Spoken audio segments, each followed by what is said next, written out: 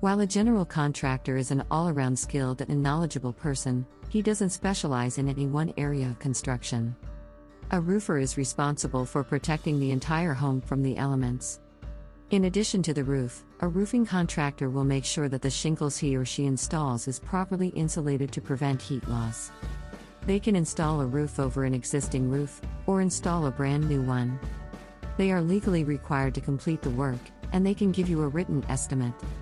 Those who hire one usually want to know the cost and how long a project will take.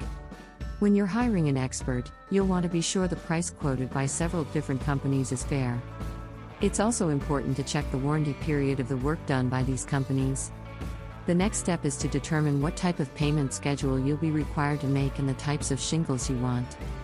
Typically, you'll pay a small deposit upfront and the rest of the money once the work is complete. This deposit should never exceed 75% of the cost of the job.